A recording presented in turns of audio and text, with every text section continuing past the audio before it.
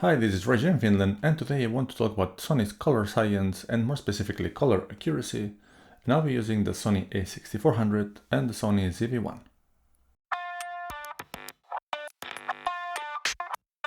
So for the impatient ones, first my own subjective opinions, and this is that I do like the colors that I get straight out of the camera or the cameras if I shoot in PP1, and I also do like the colors that I get if I shoot in Slog2 or Slog3, and I use Resolve's color management. But now let's try to go for some more factual observations. So we do get accurate skin tones and accurate colors straight out of camera with absolutely no color grading in PP1. And we do get accurate colors and accurate skin tones with Slog2 and Slog3 if we use Davinci's Resolve color management and little else.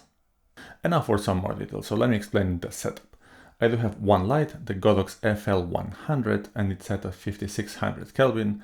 I do have a little bit of a field light, which is daylight coming through a set of blinds because I cannot get them more closed, but that's the sense. And I have basically two shots, this talking head and then a close-up of the X-rite color checker. Then I do have shots with PP1, PP7, which is Slog2 S-gamut, and PP9, which is Slog3 and S-gamut 3. And if you're watching this video, the chances are that you either have a Sony camera and you're looking for some validation that you made a good choice and the colors you get are proper. It might be that you have had a Sony camera, you didn't like the colors you were getting, or you didn't manage to get what you wanted, and you came here ready to bash me in the comment section. Or maybe you've heard other people complaining about the Sony colors or how difficult it is to get colors accurate from Slog2 or Sony cameras in general, and you're coming here for curiosity. So either way, please let's have a respectful discussion in the comment section, even if you agree or disagree with what I'm saying. One thing that I'm not doing in this video is comparing the Sony cameras with others. There's many people talking about how good Canon color science is. I do like the results that other people get from Canon cameras, but I have not tried myself. So this is not a Sony is better than others. It's rather a video focused on Sony is actually good at giving you accurate colors. So as I said, subjectively, I do like what I get, but let's hop into Resolve and let's take a closer look at the vectorscope for all these different shots. And by the way, this talking head so far has been shot with the a6400 and PP1, so this is all straight out of camera. Alright, so now we are in Davinci Resolve 17.2, and here I have the color space and transform set as Davinci YRGB color managed. And here the clips I have, and I label them so you can see them clearly, are my head, and then the X-rite color checker, so my head to check the skin tones, and then the color checker to check the color accuracy.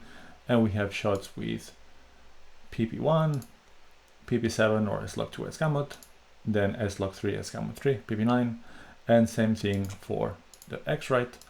And then I have the exact same shots, or very, very similar, with the Sony ZV-1. And again, my head in PP1, PP7, PP9, PP1, PP7, and PP9. And here what I want to check is again the color accuracy of this camera. As I said earlier, I'm pleased enough with the color, so the subjective part is a matter of taste, and for me it's just fine. But now let's check this. Well, skin tones, as I said, just basically one color temperature, so that was easy to set up, and the white balance was set manually. But check where the skin is. It's where it's supposed to be, and this looks good. So this is PP1, and that's actually my recommendation. If you just want straight out of the camera with doing no work whatsoever in post, PP1 for me is the way to go to get accurate colors. Some of the other profiles might be a little bit more creative or give you some flavor, so of course it's a matter of taste, but to me this gives just a good natural look. And if I were to add a power window here to see more precisely where those skin tones actually do lie, so we can do that. Let's turn the magic one, and as you can see, they are on the line for skin tones. And now I'm showing the vectorscope here in big so you can see what's happening. And I have this set up so that I'm showing a 2x zoom, so this is exaggerated from a saturation perspective. And I do have the skin tone indicator, which is this line somewhere between red and yellow, closer to red. But there we go. Let me take this away. And as we see, PP1 looks good. Now how about the color accuracy for the rest of the primary colors? So let's take a look at this chart. Again, this was slit lit as before. These things are going here a little bit crazy because they have the zoom twice, but take a look. These colors, this is green, cyan, blue, magenta, red, and yellow, are following really the positions in the vector scope where they are supposed to be. Yellow, green, cyan, blue, magenta, and red. We have this line of skin tones, and in here they are leaning a little bit more towards the yellow side than to the red side. They are fairly okay. As you saw before with my particular skin tones, with the same settings, I was falling more onto the line, but this is giving us pretty accurate colors without doing absolutely anything. The ZV-1 is a similar story. So this is my face. As you can see here, the skin tone tends to lean a little bit more towards the red, and this might be a look that it's more pleasant to some people, but the skin tones are where they are supposed to be without doing anything.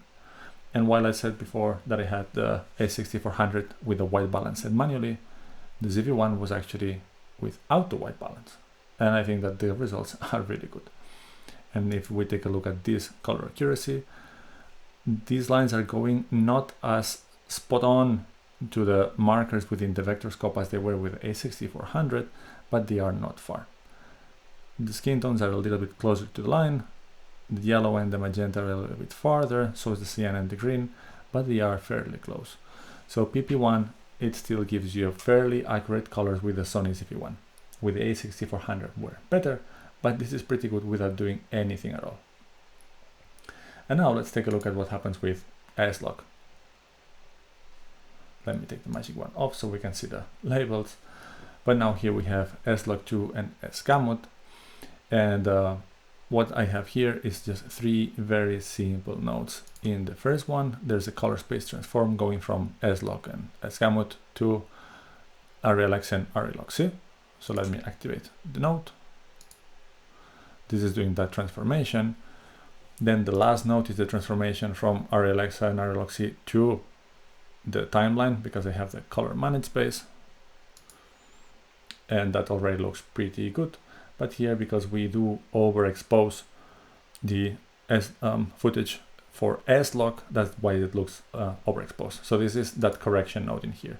And the only things that I did, as you can see, is bump up a little bit the saturation and a little bit the color boost.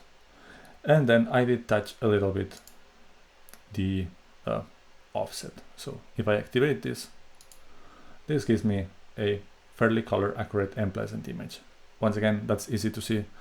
The skin tones fall where they are supposed to, and with very, very little work. Nothing to adjust colors in particular, other than a little bit of saturation and a little bit of color boost to just give me maybe a bit more of a healthy look. Then if I check Slog2, but this X-rite thing, now this looks crazy or very difficult to read really. So let's do the same thing. So first node is that transform. The last node is the transform out. And now you can see already that things did align much better. And now this is basically, again, an adjustment of exposure and saturation. In here, I was not going for any pretty looks. I just wanted to see whether these primary colors and these skin tones, where do they fall in the vector scope. And as I mentioned before, they do go towards the yellow, towards the green, towards the cyan, towards the blue, towards the magenta, towards the red, and the skin tones are there. So with very much no touching, no retouching of colors at all using Slog2 and the a6400, we did get accurate colors. Now I'm just going to show this very quickly, because it's the same story with Slog3. Same things, just the difference here that, well, of course we go from Slog3 and Sgamut to AreaLog-C instead of Slog2, but there we go. If I enable all the nodes, pleasant image to my eye anyway, and skin tones where they're supposed to be. And here from a odd looking vector scope, let's activate this.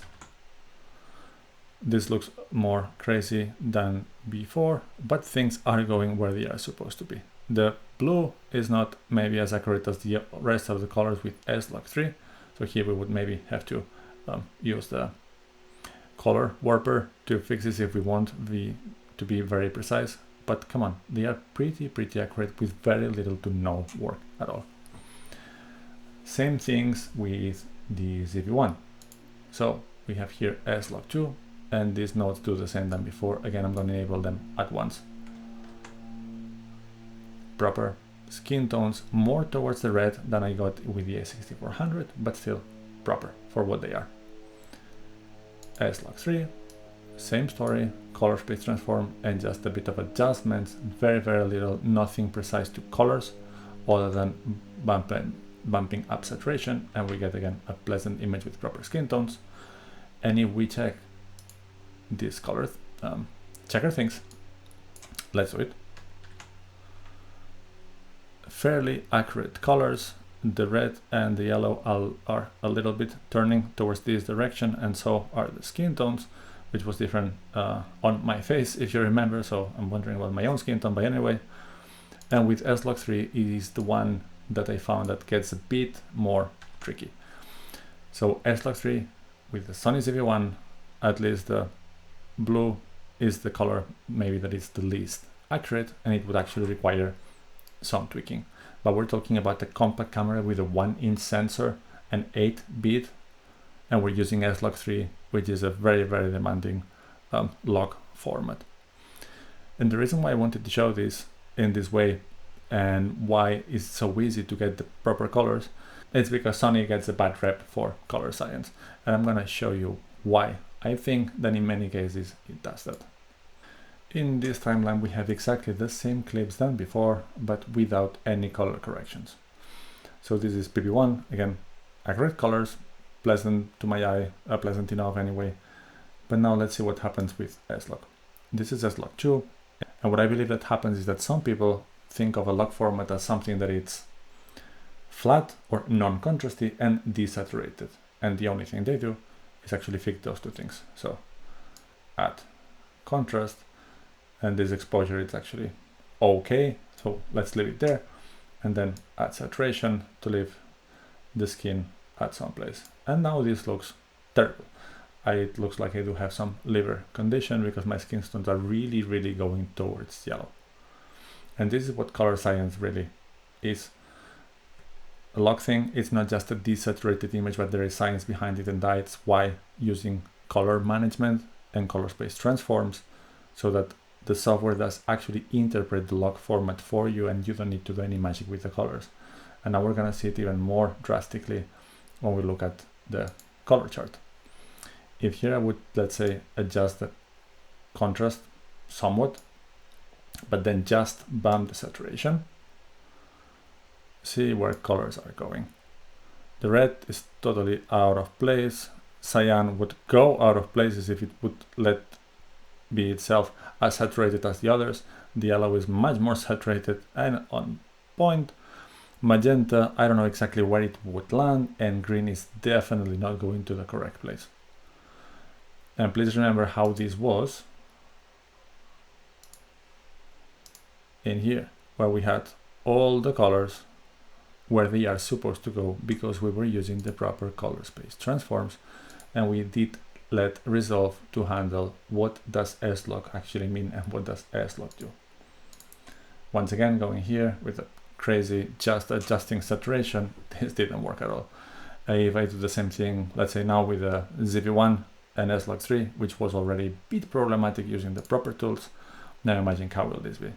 Let's add some contrast, just why not, and let's add saturation.